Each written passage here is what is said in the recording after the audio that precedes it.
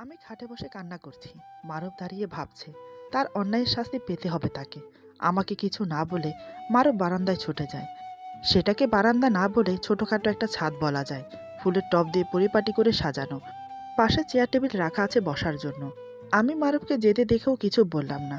চুপচাপ বসে চোখের পানি ফেলছি। হঠাৎ মারুফ ছাদের রেলিংয়ে উঠে ঝাঁপ দেয় নিচে। আমার চোখের সামনেই ঘটনাটা ঘটে গেল। আমি কিছু বলার বা করার সুযোগও পেলাম না। ছুটে এসে যে ধরবো সেই সুযোগটাও পেলাম না। বুকের ভেতরটা ধড়াস করে উঠল। আমি কল্পনাও করিনি এমন কিছু হবে। তাড়াতাড়ি নিচে ছুটে গেলাম। ওইদিকে বাগানে তখন ফুল গাছে পানি দিচ্ছে মালি। হঠাৎ কিছু পড়ার শব্দ পায়। এগিয়ে এসে দেখে মারুফ উবু হয়ে পড়ে আছে। মাথা ফেটে রক্ত ভেসে যাচ্ছে। মারুফের কোনো হেলদোল নেই। বেঁচে আছে না মরে গেছে বোঝা যাচ্ছে না। সে কি করবে বুঝতে না পেরে চেঁচাতে লাগলো। মালির চিৎকার শুনে আমার শ্বশুর শাশুড়ি বেরিয়ে আসে। মারুফকে ওই অবস্থায় দেখে আমার শাশুড়ি চিৎকার দিয়ে মাটিতে লুটিয়ে পড়ে, কান্নায় ভেঙে পড়ে। আমার শ্বশুর হাতের শিরা ধরে দেখে নাড়ি চলছে কিনা। না, নাড়ি চলছে। তার মানে অজ্ঞান হয়ে গেছে। আমার শ্বশুর হসপিটালে ফোন করে। আমি এসে চুপ করে একপাশে দাঁড়িয়ে আছি। মনে মনে নিজেকে খুব অপরাধী মনে হচ্ছে। কিন্তু আমি এটা চাইনি। আমি বুঝতে পারিনি এমন কিছু হবে। কিছুক্ষণ পর অ্যাম্বুলেন্স এলো। মারুফকে অ্যাম্বুলেন্সে তুলে দিয়ে সাথে আমার শ্বশুর গেল। আমার শাশুড়ি যেতে চায়, কিন্তু আমার শ্বশুর বাধা দিল। এক প্রকার জোর করে আমার শাশুড়িকে বাড়িতে রেখে যায়। আমি নতুন বউ, তাই আমাকে নিয়ে যায়নি। ওর যদি কিছু হয়ে যায় তাহলে আমি নিজেকে ক্ষমা করতে পারবো না। এখন যদি সবাই জিজ্ঞেস করে কি হয়েছিল, তাহলে আমি কি উত্তর দেব? অনেক ভাবনা মনে ঘুরপাক খাচ্ছে। আমি আমার শাশুড়িকে ধরে বাড়ির ভিতরে নিয়ে গেলাম। সোফায় বসিয়ে ঠান্ডা এক গ্লাস পানি খেতে দিলাম। আমার শাশুড়ি পানি পান করে বলল, এমন কি করে হলো মা? আমার ছেলেটা ছাদ থেকে কিভাবে পড়ে গেল? আমি কি বলবো ভেবে পাচ্ছি না। আমি মাথা নিচু করে বসে আছি। মনে মনে ভয় হচ্ছে বড় কিছু না হয়ে যায়। মানছি আমি প্রতিশোধ নেওয়ার জন্য ওকে বিয়ে করেছি, তবে এমন করে নয়। এখন ভালো ভালো ও ঠিক হয়ে যায়। প্রায় 3 ঘন্টা পর আমার শ্বশুর এলো। ওনার মুখে শুনলাম তেমন ডেঞ্জারাস কিছু হয়নি। মাথা ফেটে গেছে আর বাম হাত ভেঙে গেছে।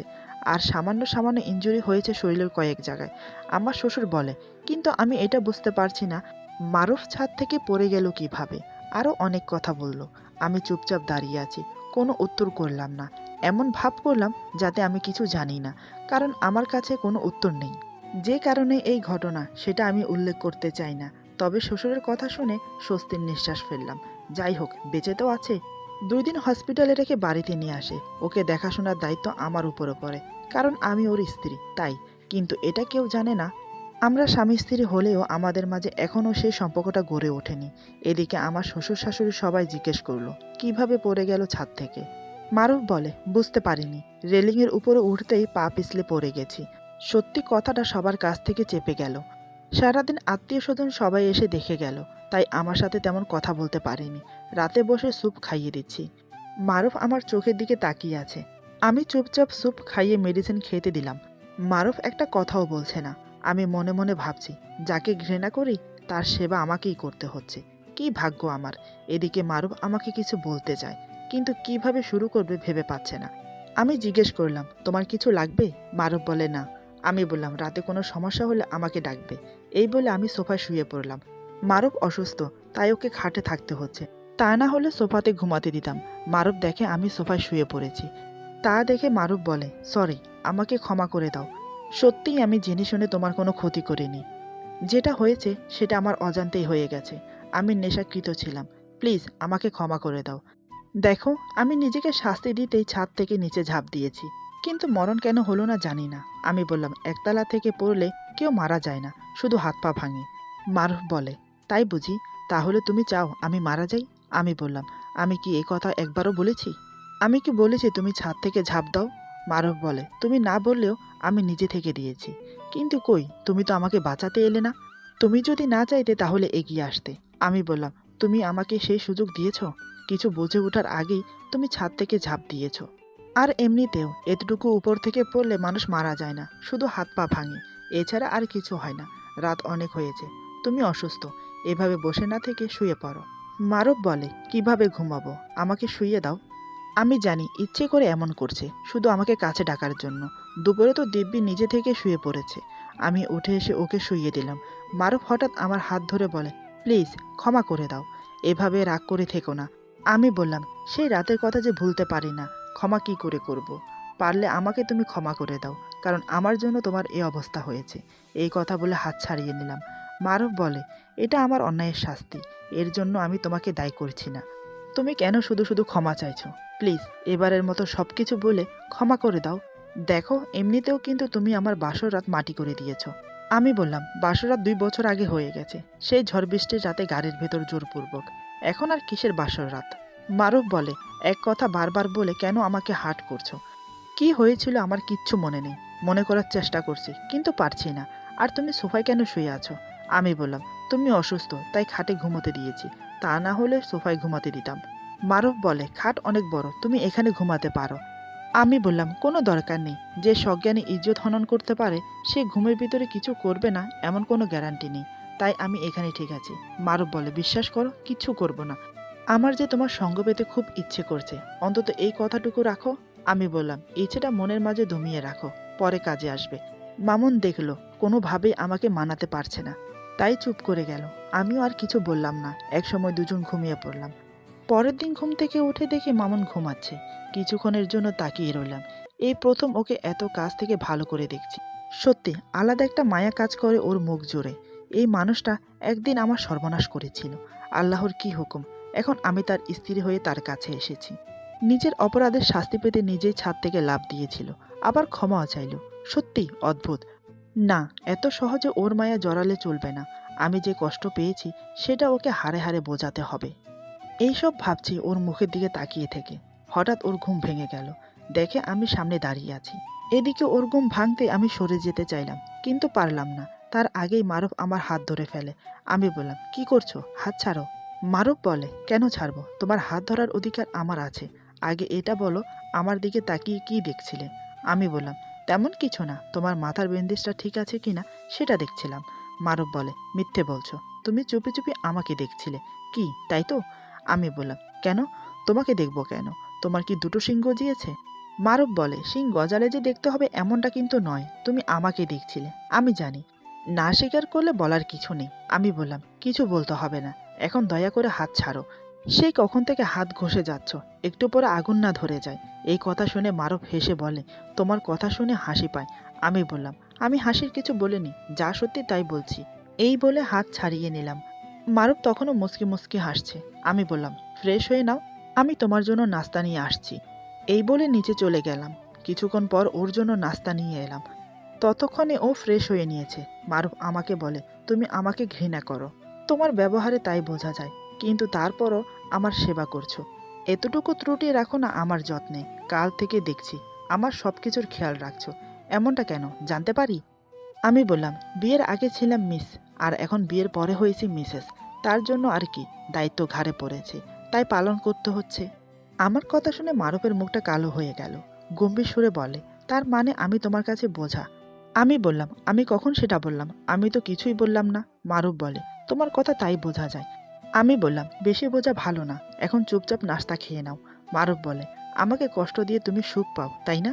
আমি বললাম, শুধু সুখ নয়, অনেক আনন্দ পাই, যেটা তুমি বোঝো। মারুফ বলে, কতদিন এভাবে চলবে শুনি? আমি বললাম, জানি না, তবে যতদিন আমার তৃপ্তি না মেটে। মারুফ বলে, সবকিছু ভুলে নতুন করে শুরু করা যায় না? আমি বললাম, না, যায় না। চোখের সামনে সবকিছু সহজ মনে হয়, কিন্তু ততটা সহজ না।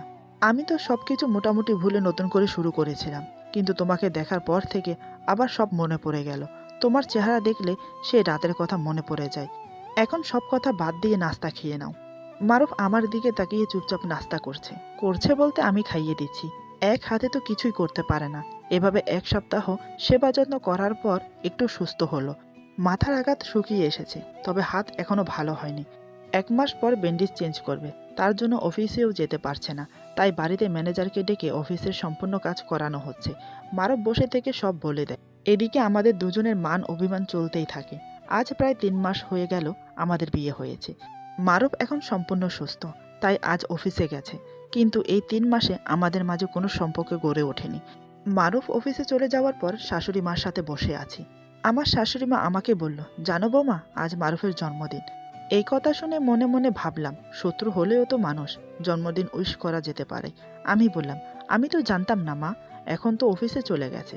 শাশুড়ি মা বলল, অফিসে চলে গেছে ভালোই তো, এই সুযোগে তুমি আয়োজন করে ফেলো। হারুকে দিয়ে যা যা লাগবে আনিয়ে নাও। হারু এই বাড়ির কাজের লোক, বয়স 40 হবে, আমাকে মেয়ের মতো স্নেহ করে। আমার শাশুড়ি বলে, তুমি একটা লিস্ট লিখে দাও, আমি আনিয়ে দিচ্ছি সব। শাশুড়ির কথা মতো একটা লিস্ট লিখে শাশুড়ির হাতে দিলাম, সেই অনুযায়ী সব কিছু আনিয়ে দিল। মারও ফিরবে রাত 8টায়, তার আগেই ঘর সাজানো হয়ে গেছে। আমার শাশুড়ি নীল রঙের শাড়ি দিয়ে বলে, এই শাড়িটা পরে রেডি হয়ে নাও, এই শাড়িতে তোমাকে খুব মানাবে। কিন্তু আমার কোনো ইচ্ছে নেই সাজগোজ করার। তবে শাশুড়ি বলে কথা, তাই মুখের উপরে কিছু বলতে পারছি না। চুপচাপ শাড়িটা পরে রেডি হয়ে নিলাম। রাতের দিকে আমি, আমার শ্বশুর শাশুড়ি, বাড়ির সব কাজের লোক ওয়েট করছি ওর জন্য। শাশুড়ি মা ফুলের তোড়া হাতে দিয়ে বলে, তুমি আগে গিয়ে দাঁড়াও। আমি বললাম, আমি কেন মা, আমি চাই আপনি দাঁড়ান। কিন্তু আমার শাশুড়ি জোর করে আমাকে দাঁড় করিয়ে দিল। 8টার দিকে মারুফ বাড়ি ফিরে। লাইট অফ করে সবাই ড্রয়িং রুমের দরজার সামনে দাঁড়িয়ে আছি। মারুফ দরজা খুলে ঘরে প্রবেশ করতেই দেখে সারা ঘর অন্ধকার। মারুফ বলে, কি ব্যাপার, বাড়ির সবাই কোথায় গেল, ঘর অন্ধকার কেন? এইসব বলতে বলতে আমার সামনে এসে দাঁড়ায়। অন্ধকারে কিছু দেখা যাচ্ছে না। হঠাৎ হারু কাকা লাইট অন করে। আমি মারুফকে সামনে দেখে ভূত দেখার মতো চমকে উঠে পিছোতে যাই। ঠিক তখনই শাড়িতে পা আটকে গিয়ে পড়ে যাব, তার আগেই মারুফ আমাকে জড়িয়ে ধরে। আমিও কিছুক্ষণের জন্য স্তব্ধ হয়ে যাই। মারুফ আমার দিকে অপলক দৃষ্টিতে তাকিয়ে আছে। ওর চোখ সরার নামই নিচ্ছে না। আমাদের এই অবস্থায় দেখে সবাই মিটে মিটে হাসছে। আমার সম্বিত ফ্রিতে সরে দাঁড়িয়ে বলি, হ্যাপি বার্থডে। এই বলে ফুলের তোড়া হাতে দিয়ে সবার পিছনে গিয়ে দাঁড়াই। আসলে আমার লজ্জা করছিল ওখানে দাঁড়াতে। সবার সামনে এমনটা হবে ভাবতে পারিনি। তারপর সবাই মারুফকে উইশ করে। এক সময় কেক কাটা হলো। প্রথমে কেক খাওয়ালো আমার শ্বশুর শাশুড়িকে, তারপর আমাকে খাওয়াতে আসে। আমি আপত্তি জানাই। মারুফ ফিসফিস করে বলে, কেকটা খেয়ে নাও, তা না হলে সবাই খারাপ ভাববে। আমি আর কিছু বললাম না, ওর হাত থেকে কেকটা খেয়ে নিলাম। রাতে খাওয়া দাওয়া শেষ করে সবাই ঘুমাতে চলে গেল। মারুফ সোফায় বসে আমাকে বলে, নীল শাড়িতে তোমাকে খুব সুন্দর লাগছে। আমি বললাম, ধন্যবাদ। মারুফ বলে, আমাকে স্বামী হিসেবে মানো না, কিন্তু আমার জন্মদিনের আয়োজন করেছো, আবার আমার জন্য সুন্দর করে সেজেছো। বুঝলাম না কিছু। আমি বললাম, আমি কিছুই করিনি, যা করেছে সব মা করেছে। ইভেন আমি জানতাম না আজ তোমার বার্থডে। মারুফ বলে, তাহলে ধন্যবাদ মাকে জানানো দরকার, তার জন্য তোমাকে আজকে এতটা কাছে পেয়েছি। আমি বললাম, এতে খুশি হওয়ার কিছু নেই, এটা একটা অ্যাক্সিডেন্ট ছিল। মারুফ বলে, 3 মাস হয়ে গেল আমাদের বিয়ে হয়েছে, কিন্তু আমি তোমাকে এখনো ছুঁয়ে দেখতে পারিনি। আজ প্রথম তোমাকে জড়িয়ে ধরেছি, সেটা আমার জন্য কতটা যে আনন্দ তুমি বুঝবে না। আমি বললাম, এর আগে যে শুধু ছুঁয়ে নয় সব কিছু করেছ, তার বেলায়? এই কথা শুনে মারুফ খুব রেগে গেল। সোফা থেকে লাফিয়ে উঠে বলে, এক কথা কেন বারবার বলো, যেটা আমি মনে করতে পারছি না? দয়া করে এই কথাটা আর দ্বিতীয়বার বলো না। আমি ওই ধরনের ছেলে না। যদি খারাপ ছেলে হতাম তাহলে তোমার অনুমতির জন্য বসে থাকতাম না, জোর করে নিজের চাহিদা মিটিয়ে নিতাম। এরপর ছুটে এসে আমার হাতের বাজু ধরে মুখের সামনে মুখ এনে বলে, ভালোবাসি তোমাকে, বড্ড ভালোবাসি, কিন্তু তোমার চোখে সেটা পড়ছে না। প্রতিটা মুহূর্ত যে কতটা কষ্ট পাচ্ছি সেটা তুমি অনুভব করতে পারছো না।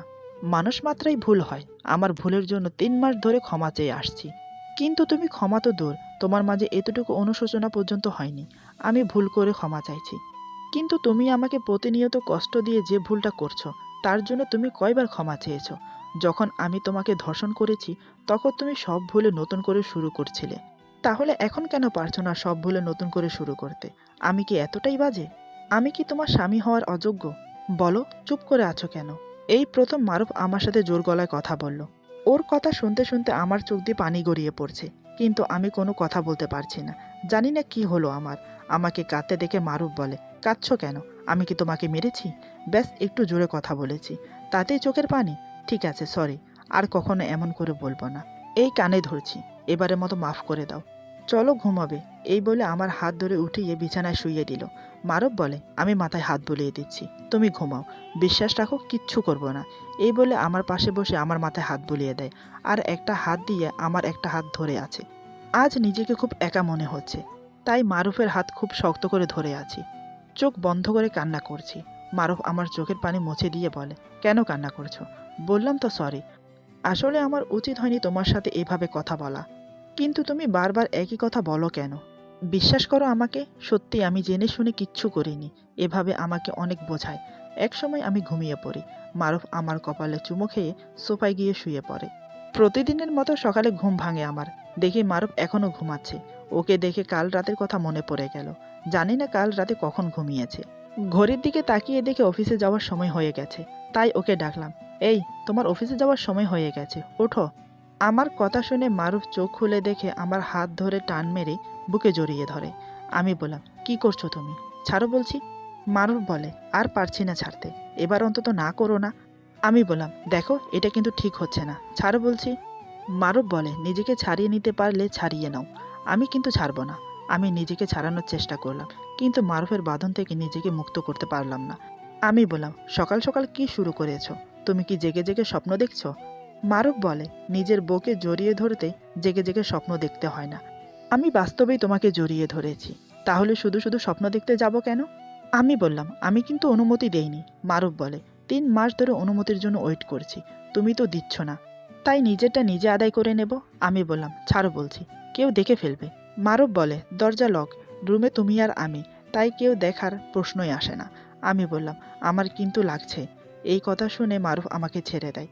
এদিকে আমি ছাড়া পেয়ে বাঁচলাম। আমি দাঁড়িয়ে আছি, মারুফ এসে পিছন থেকে আবার জড়িয়ে ধরে, তারপর গলার কাছে কিস করে, কানের কাছে মুখ এনে ফিসফিস করে বলে, চলো না, আজ আমরা সহবাসে লিপ্ত হই। কথা দিচ্ছি, আগের মতো একটুও কষ্ট পাবে না। মারুফের ছোঁয়ায় আমার পুরো শরীর কেঁপে ওঠে। মারুফ বলে, কি হলো, আদর করব? আমি বললাম, কাল তোমার হাত ধরেছি বলে তুমি কি মনে করেছো আমি সব ভুলে গিয়ে তোমাকে আপন করে নেব? মারুফ বলে, কই না তো, আমি তো নিজে থেকেই তোমাকে আদর করছি। আমি বললাম, অনেক হয়েছে, ছাড়ো বলছি। সে তখন থেকে ভালো করে বলছি, কিন্তু কথা কানে যাচ্ছে না। এক কথা বারবার বলতে না আমার ভালো লাগে না, তাই ভালোভাবে বলছি, ছেড়ে দাও। মারুফ বলে, না ছাড়লে কি করবে শুনি? আমি ছাড়বো না, তোমার যা মন চায় তাই করো। আমার খুব রাগ হলো কথা না শোনায়। হঠাৎ জোরে একটা থাপ্পড় মারি, তাতেই কাজ হলো। মারুফ আমাকে ছেড়ে দিয়ে অবাক হয়ে তাকিয়ে আছে আমার দিকে। ও কল্পনাও করেনি আমি ওকে থাপ্পড় মারবো। ব্যাপারটা আমারও বোধগম্য হলো না। আমি কি করলাম? রাগের বশে ওকে থাপ্পড় মারলাম। মারুফ চোখ বড় করে আমার দিকে তাকিয়ে আছে। ওর চাহনিতে আগুন ঝরে পড়ছে। মনে হচ্ছে এখনই সব জ্বালিয়ে পুড়িয়ে শেষ করে দেবে। হঠাৎ মারুফ আমার সাথে যা করলো আমি আশা করিনি এমন কিছু হতে পারে আমার সাথে। তারপর আমার সাথে যা হলো। আজকের গল্প এখানেই সমাপ্ত। গল্পটির অন্তিম পর্ব অতি শীঘ্রই পেয়ে যাবেন। আশা করি গল্পটি আপনাদের ভালো লাগবে। যদি ভালো লাগে তাহলে লাইক, কমেন্ট এবং সাবস্ক্রাইব করে আমাদের পাশে থাকুন। পাশে থাকা বেল আইকন প্রেস করে দেবেন, তাহলে আমাদের নিত্য নতুন ভিডিও আপনাদের কাছে পৌঁছে যাবে। সবাই পাশে থাকার জন্য ধন্যবাদ। আপনারা সবাই ভালো থাকবেন। আল্লাহ হাফেজ।